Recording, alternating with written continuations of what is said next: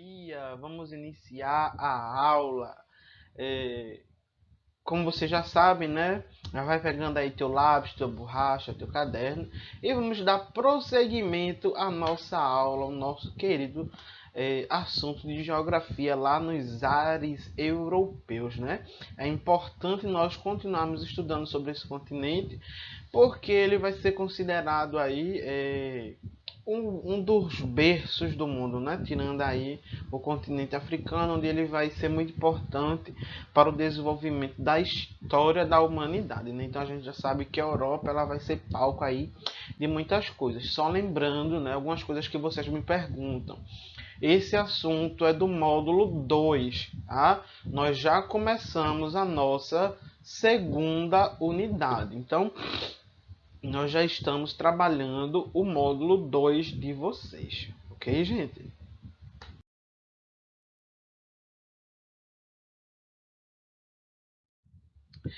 Pois bem, então a gente já vai continuar, né, falando sobre a Europa, trazendo suas características.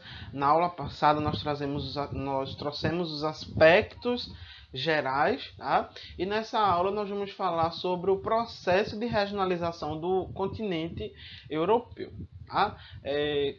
Vocês vão encontrar esse assunto no capítulo 1, no tópico 2 aí da apostila ou do módulo 2. Tá?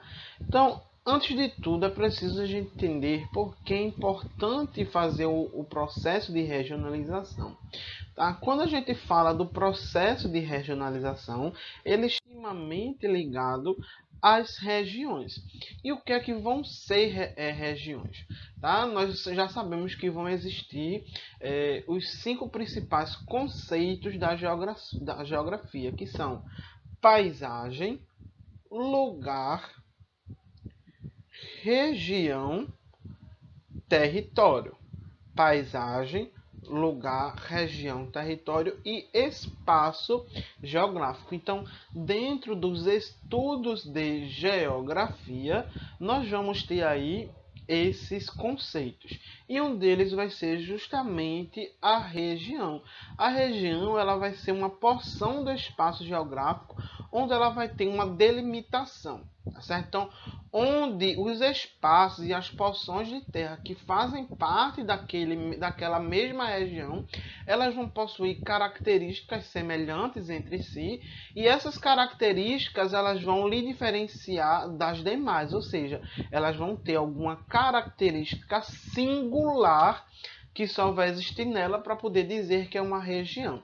Outra coisa, a região ela vai ser uma criação humana. Tá? Elas não são criadas de uma forma natural. A região ela vai ser criada aí, é uma criação humana. Né? O ser humano ele achou a necessidade e melhor fazer a criação das regiões para poder ter aí um melhor domínio, um melhor controle sobre o território. Por exemplo, no Brasil nós vamos ter 5 regiões, né? A região norte, região nordeste, sudeste, sul e centro-oeste. Então, eu quero dizer que os estados que compõem cada região dessa, elas vão ter características semelhantes entre si e que vão lhe diferenciar das demais. Por exemplo, nós temos a região nordeste que é formada por 9 estados e a região sudeste somente 4. Então, quais são as características que vão lhe diferenciar? Primeiramente, o clima. Aqui nós vamos ter o clima tropical litorâneo, vamos ter o clima semiárido. Na região sudeste vai ter o clima tropical litorâneo, o clima tropical de altitude. Né? Então, já é diferente, já tem uma questão singular. Outra questão vai ser justamente a vegetação. Nós temos a vegetação de caatinga, lá eles não possuem. Tá certo? Então, são essas características que vão deixar o local singular ou características próprias, lhe diferenciando aí das demais, tá certo? Mas para fazer a criação das regiões, é necessário realizar o processo de regionalização. Então, o que é regionalizar?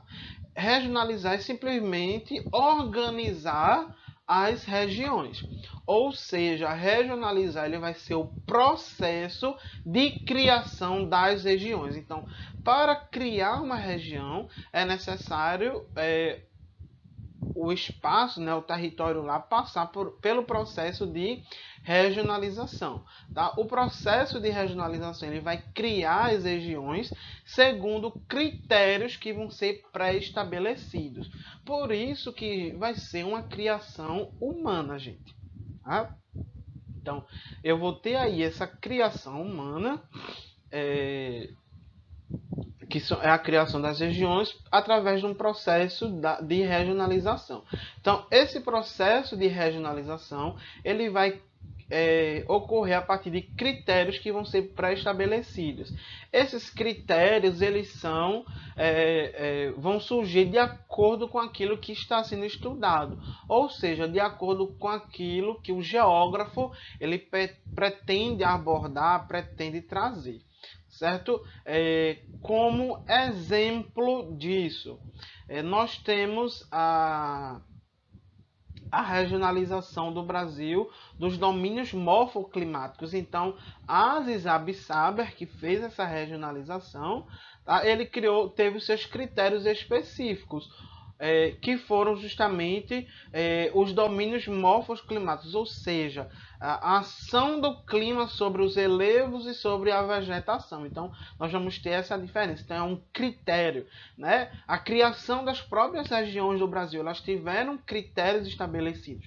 Uma delas vão ser os critérios voltados para as próprias características naturais, como clima, vegetação, e vão existir também as características humanas, densidade populacional, a questão da industrialização e daí por diante. Divisão internacional do trabalho, né, no caso, como é territorial, divisão territorial do trabalho. Tá? Então, são os critérios que são utilizados e eles vão seguir aí o desejo do autor ou a pessoa que está fazendo aí essa regionalização, gente. O que me vem a questão dos critérios. Então, eu posso fazer uma regionalização seguindo determinados critérios. Tá? Eu posso seguir critérios naturais ou físico-geográficos, é a mesma coisa, e os critérios humanos ou critérios geopolíticos. Ok? Então, quando eu me refiro aos critérios físico-geográficos ou naturais, eu vou falar aquilo que as características geográficas, né? Ou seja, vou poder utilizar o relevo, a hidrografia, o clima, a vegetação. E quando eu me refiro aos climas, aos critérios humanos, eu estou me referindo aí às questões relacionadas à sociedade, né? O que é produzido pela sociedade, ou seja, fazer uma regionalização a partir da economia, uma regionalização a partir da divisão territorial do trabalho, a partir da industrialização, a partir da densidade demográfica. Então, é uma infinidade de critérios. Mas para preciso fazer a regionalização, tá? A regionalização é importante porque ela vai ajudar a estudar e a compreender e analisar o espaço geográfico. Né? Então, é por isso que é tão importante fazer a criação, né, das regiões. Tá?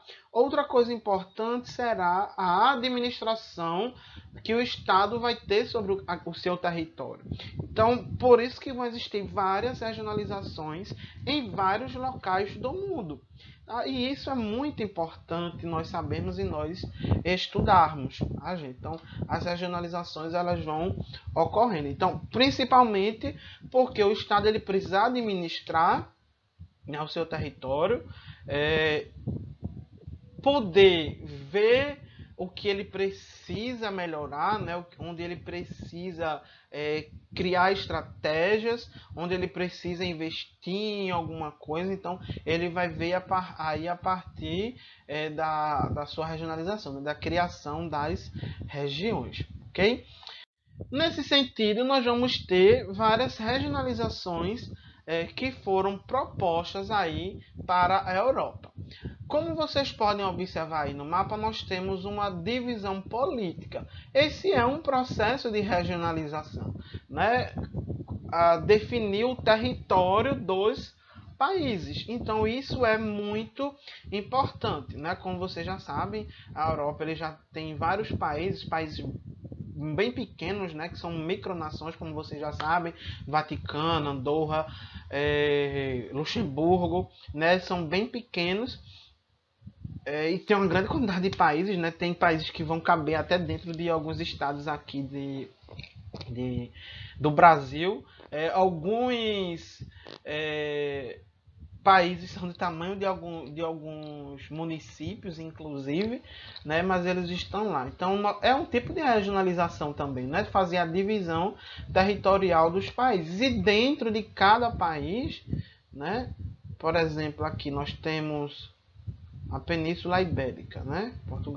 Portugal e Espanha. Dentro da própria Espanha, nós vamos ter uma divisão, nós vamos ter uma regionalização, porque o governo da Espanha, eles vão precisar administrar o seu território, né? Então vai ter a região da Barcelona, né? Onde é uma região independente, que a gente já viu que teve vários problemas, inclusive ano passado, de separação, deixar de ser Espanha, como a gente bem já sabe, né? A França também ela vai ter a sua regionalização, vai ter o seu Nordeste, vai ter a sua região setentrional, independente de lá como eles vão fazer a sua regionalização, né? Seguindo aí os critérios e as características do seu território. Com isso, nós vamos caracterizar agora a regionalização do território europeu, tá? Do continente, né? Da Eurásia, dessa península que é considerada aí um continente. A primeira regionalização, não a primeira regionalização, mas uma das mais famosas e mais conhecidas vai ser a que vai ter os critérios geopolíticos, tá? Que é um critério humano. Vejam aí a importância de ter os critérios, tá? Então, essa regionalização ela vai surgir basicamente no período em que nós vamos ter a Guerra Fria, né? Então, vocês já sabem que a Guerra Fria ela foi uma guerra ideológica que vai ficar no campo ideológico, ou seja, no campo do pensamento, entre dois países, né, após a Segunda Guerra Mundial, que vai ser justamente Estados Unidos e União Soviética, né? Os Estados Unidos liderando aí os países capitalistas e a União Soviética liderando os países socialistas. Lembrando que essa regionalização não foi apenas para o continente europeu, né? Ela serviu assim em escala mundial mesmo, tá?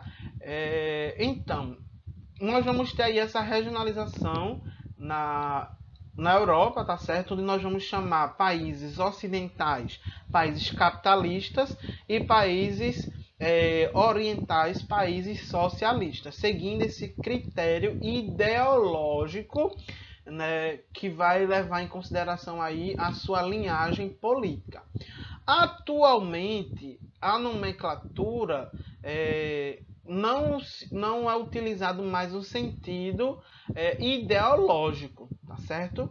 Não vai se utilizar mais a questão a países capitalistas e países socialistas. Eles vão levar em consideração características industriais e de infraestrutura e características ainda de né?